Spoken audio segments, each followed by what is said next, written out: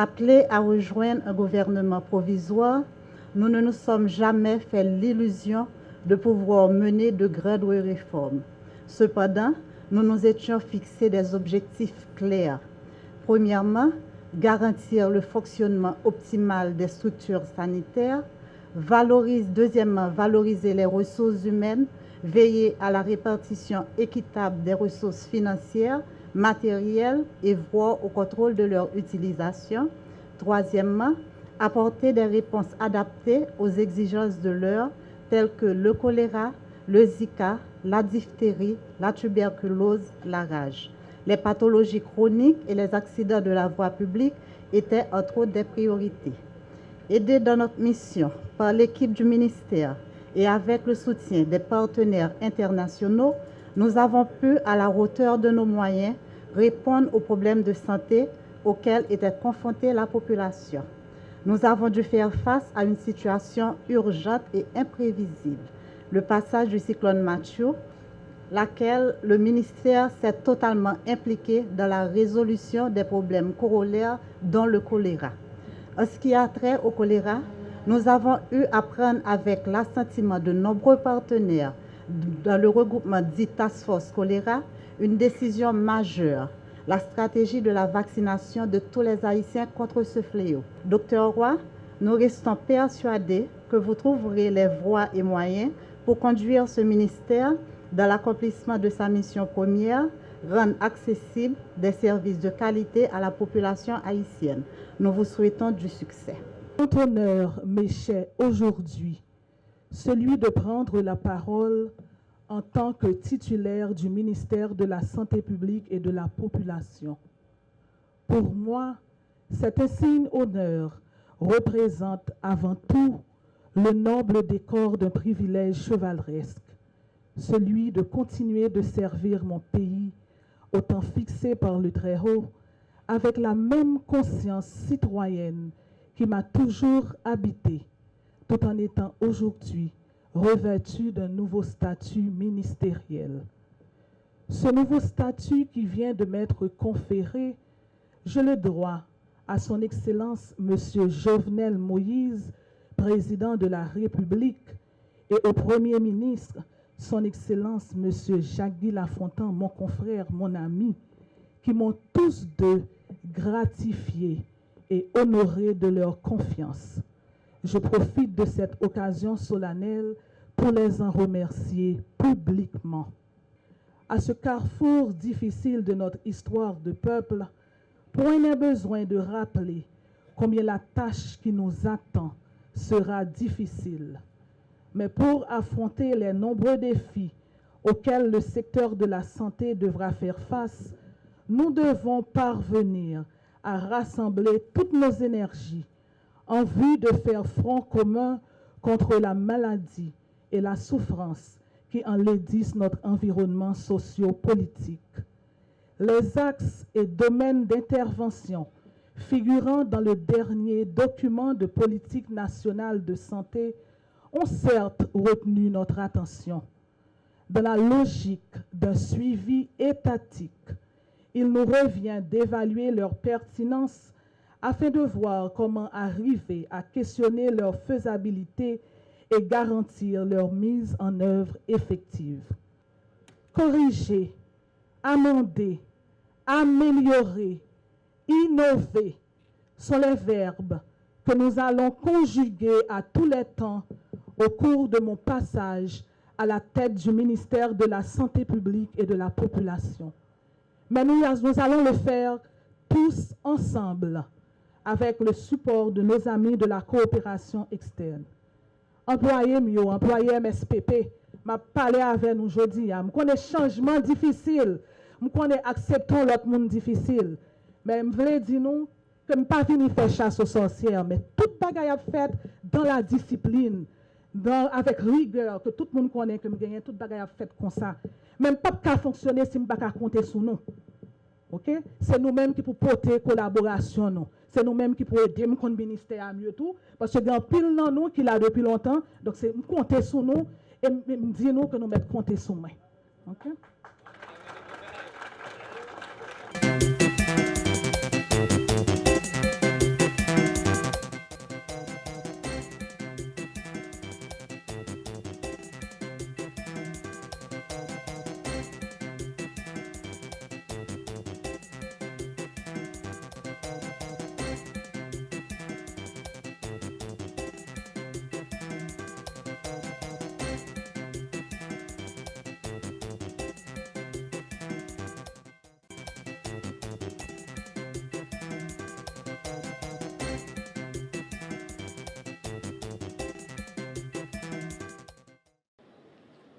Monsieur le ministre de la Justice, vous n'êtes pas sans savoir que l'état de droit et le développement sont fortement interdépendants et se renforcent mutuellement. La promotion de l'état de droit est indispensable à la croissance économique, au développement durable et à l'élimination de la pauvreté et de la faim et à la pleine réalisation à tous les droits de la personne humaine et de toutes les libertés fondamentales. C'est pourquoi, sous mon gouvernement, tout le monde sera responsable de ses actes et des conséquences légales ou pénales qui en découlent. Ainsi, je vous invite à vous pencher très sérieusement sur la question de la détention préventive prolongée, question très préoccupante et constitue une violation des droits des citoyens. Monsieur le ministre, permettez-moi de vous rappeler que je compte beaucoup sur votre engagement patriotique à travailler avec dévouement à la réalisation des objectifs définis dans mon énoncé de politique générale en ce qui a trait à la justice et à la sécurité publique. J'en profite pour inviter tout le personnel du ministère, hauts fonctionnaires, cadres, employés, personnel judiciaire, policiers, agents pénitentiaires et carcéraux à vous apporter tout le soutien nécessaire afin de vous permettre d'accomplir efficacement la mission qui vous est confiée. Il m'incombe la lourde responsabilité d'agir en majuscule pour le respect rigoureux des droits fondamentaux de la personne, consacrés par la législation haïtienne, consacrés également par les instruments juridiques internationaux signés et ratifiés par Haïti. Aujourd'hui, prenant fonction à la tête du ministère, je ne saurais ne pas rappeler à votre attention certains points importants de la mission régalienne qui m'est confiée. Des dispositions urgentes seront adéquatement envisagées en vue d'apporter les solutions appropriées aux difficiles et inacceptables conditions générales de détention des détenus et condamnés en milieu carcéral. Le volet relatif à la réhabilitation sera dorénavant pris en compte et en partenariat avec le MSPP, le ministère de la Santé publique et de la Population, une prise en charge médicale sera assurée ainsi qu'au niveau de la santé mentale. Mon ministère œuvrera de façon à ce que les personnes appréhendées comparaissent dans les délais impartis devant leur juge naturel, ce dans l'objectif d'adresser la problématique de la détention préventive prolongée, plaie de notre système judiciaire occasionnant la surpopulation carcérale. J'appelle donc par la même occasion tous les fonctionnaires du ministère, les acteurs et les décideurs judiciaires, les agents pénitentiaires, les officiers ministériels assermentés à travailler avec science et conscience pour la réussite de notre vaste et noble tâche. Déjà, les premières lignes du bilan de mon administration s'écrivent. Merci beaucoup.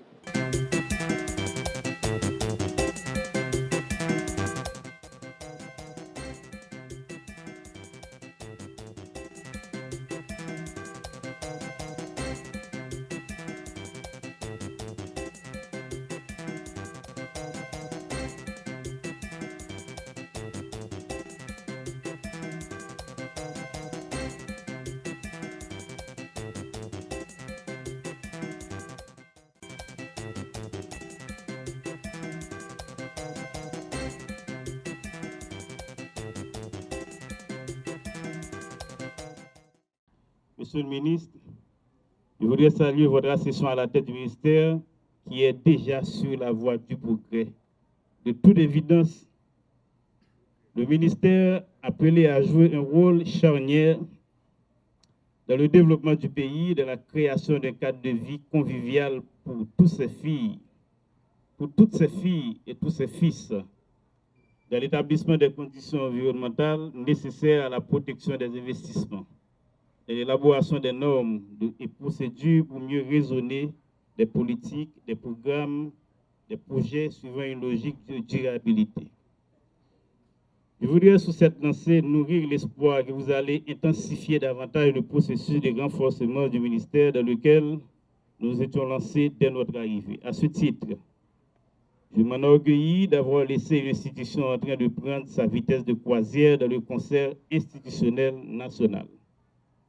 Qu'il me soit permis de vous rassurer des pas significatifs franchis, pouvant vous permettre d'avancer avec sérénité au cours de votre administration.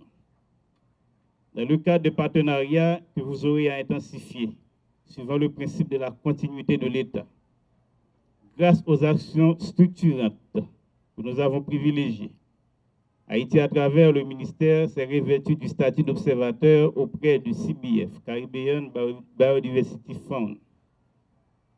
Ceci constitue sans aucun doute une opportunité extraordinaire, pouvant permettre de mobiliser des fonds nécessaires à la mise en œuvre et des initiatives environnementales durables. Ce qui me rend totalement décontracté pour partir, je termine mes propos en remerciant toutes celles et tous ceux n'ayant pas marchandé leur support pour permettre au ministère d'être sur la voie irréversible du progrès. À ce stade, je vous demande à toutes et à tous d'offrir toute votre collaboration au ministre Simon, qui fut pour moi un très bon collaborateur durant mon passage au Sénat de la République comme secrétaire général à la Chambre des députés. Je me blâmerais de ne pas vous exhorter à fuir la flagornerie éhontée, répugnante et abjecte de certains prédécesseurs dont la personnalité ne dépasse pas le niveau du ventre du serpent. Par contre, il y en a d'autres qui, de manière franche, seront prêts à vous appuyer dans cette tâche si noble et exaltante. Je vous souhaite, Monsieur le ministre, bonne besogne et je garde l'espoir que vous allez avancer dans la même direction au bénéfice du pays. J'ai même envie de dire que la pierre, une fois lancée, poursuit sa trajectoire. La pierre que je parle, ce n'est pas le Simon Dera, c'est le Simon Bière. Je m'appliquerai à justifier la confiance qu'ils ont placée en moi, au bénéfice du gouvernement en particulier et de la République en général. Je mesure ma mission et je saurai me porter à sa hauteur. Il est désormais connu de tous que nous vivons une période charnière marquée par des changements climatiques sévères. Le problème de la désertification est responsable en grande partie de la dégradation des ressources naturelles de nombreuses nations. Ce phénomène n'épargne aucune région de notre pays. Dans de nombreux endroits de notre territoire, les paysages jadis florissants, tout comme les vastes prairies verdoyantes, ont fait place à des sols arides et à des champs de moins en moins productifs, à des étendues de terre exposées à l'érosion hydraulique qui détruit nos routes, nos ponts et chaussées, nos maisons et nos biens collectifs après chaque petite averse. Actuellement en Haïti, il existe plusieurs centaines de milliers de personnes qui produisent des déchets solides, lesquels ne sont ni collectés ni gérés de manière durable. À travers nos villes et la plupart de nos sections communales, les déchets s'accumulent et menacent la santé de tous les citoyens. Les coûts humains et financiers de l'insalubrité sont alors énormes et ajoutés aux impacts négatifs des changements climatiques qui deviennent alors démesurés et insoutenables. Le ministère dont je suis le responsable aujourd'hui sera géré avec austérité, sans complaisance et un bon père de famille. Ensemble, avec vous, cadres, employés. Nous ferons la guerre au gaspillage et à la corruption. Qu'il me soit permis enfin de saisir cette occasion solennelle pour rappeler l'ensemble des composantes de la nation, prêtres et pasteurs, catholiques et protestants, vaudouisants, citadins et paysans, prêtres industriels, commerçants professionnels et artisans, professeurs et étudiants, industriels et ouvriers, riches et pauvres, gouvernants et gouvernés, personnel politique et membres de la société civile en général, à œuvrer tous ensemble pour une Haïti propre, paisible, productive et prospère.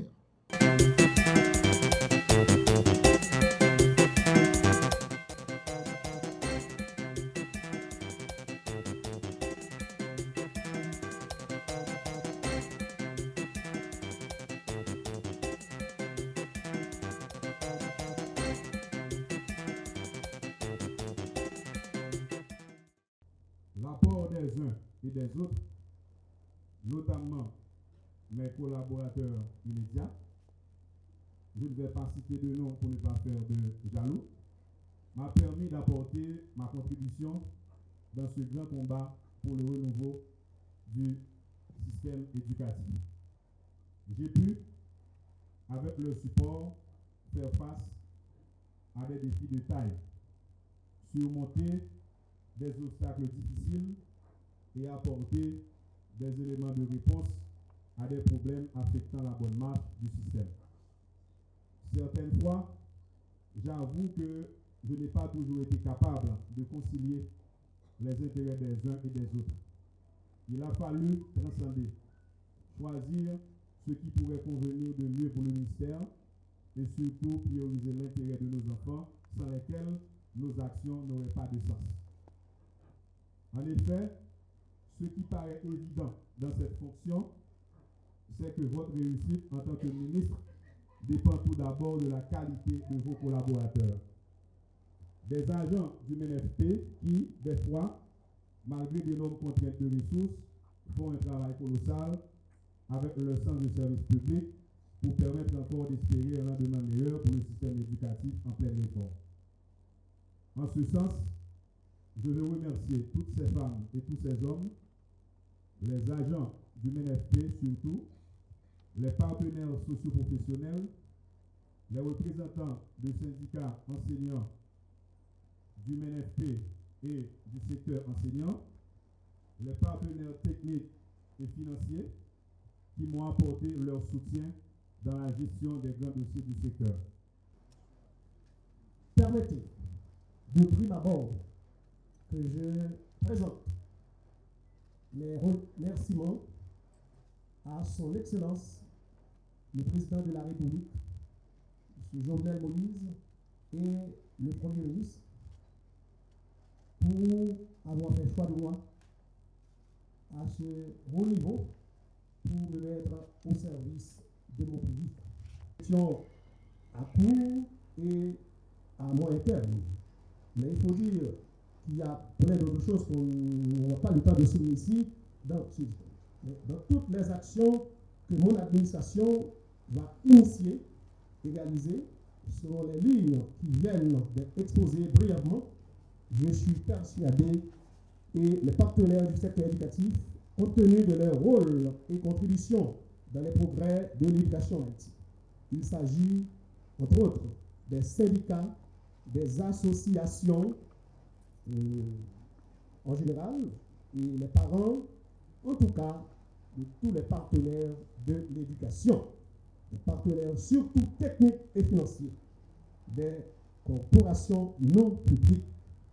Jamais je ne cesserai d'insister sur le rôle combien crucial de l'éducation dans la formation des esprits critiques et engagés dans la communauté, dans la croissance économique et dans le développement du pays en général. L'enseignement et la formation dispensée dans nos écoles doivent faciliter une meilleure compréhension des problèmes sociaux et économiques, politiques du pays. Il doit également viser la construction d'une société juste et démocratique, dans laquelle chacun de ses membres jouit de l'opportunité de développer ses potentialités, ses capacités ou compétences dans la perspective d'Amartya Sen. Je ne saurais terminer sans remercier les personnels enseignants et non enseignants des écoles publiques et non publiques pour leur engagement, leur esprit de sacrifice et leur dévouement à la cause de l'éducation haïtienne.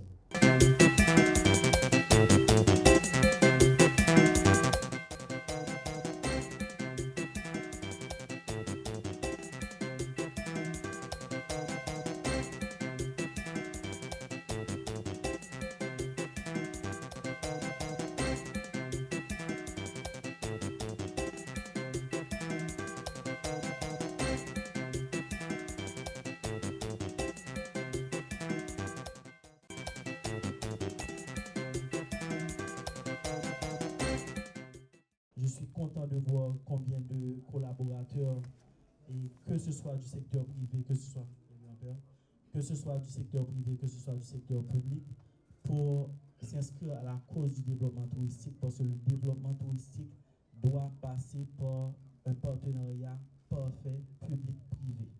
Généralement, on utilise 3P, mais là, je dis un partenariat parfait entre le secteur public et le secteur privé. Madame la ministre, je sais qu'avec votre arrivée à la tête de ce ministère, vous êtes de retour.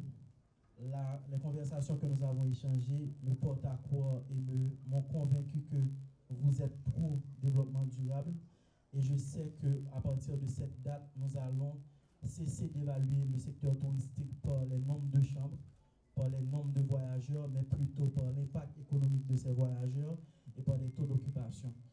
Vraiment, je chérissais ce jour pour que enfin on puisse avoir un gouvernement en place légitime, un président légitime, pour que le secteur touristique puisse vraiment décoller et se comporter comme vecteur. Je saisis cette occasion pour exprimer ma gratitude à l'endroit du président de la République, son Excellence, M. Jovenel Moïse, au Premier ministre, le Dr Jacques Villa-Fontan, d'avoir fait choix de ma personne pour diriger ce ministère. Mesdames, Messieurs, entre 2012 et 2016, grâce au travail opiniâtre mené avec beaucoup de passion, Haïti est revenu sur la carte des destinations touristiques et devient aujourd'hui la grande curiosité de la Caraïbe. J'ai eu l'heureux privilège de faire partie de l'équipe de la ministre Stéphanie Barnier-Vildouin, d'abord en tant que directrice des relations publiques et puis comme secrétaire d'État aux industries créatives. Cette équipe, notre équipe, a contribué à ce succès. Les statistiques en la matière sont significatives. En effet, le parc hôtelier haïtien a augmenté avec l'ouverture de nouveaux établissements, tant à Port-au-Prince, le Marriott, El Rancho Hotel, Royal Oasis, Best Western, que dans les villes de province où des entrepreneurs locaux ont investi dans la construction ou la rénovation d'établissements touristiques. C'est le cas de l'habitation Jouissin dans le nord, Mimosa Hotel dans le sud. Le ministère du Tourisme de 2012 à 2015 a également procédé à la valorisation de près d'une dizaine de sites touristiques et a conduit avec succès des programmes de formation au profit des professionnels et opérateurs du secteur. Dans le souci de la cohérence de l'État, j'entends faire du tourisme un incitateur au développement du secteur agricole. L'augmentation de la production agricole, c'est nécessairement pour approvisionner les hôtels et maisons d'hébergement. Également, l'augmentation des produits artisanaux, l'accès aux lieux culturels sont autant de facteurs pour répondre aux impératifs de croissance et de développement prônés par l'administration Moïse Lafontan. Je fais ces propos de ma mère, qui est ma dame de fer, et qui me rappelle chaque jour que la vie n'est ni un jour de fête, ni un jour de deuil. C'est un jour de travail et d'effort. Mettons-nous au travail.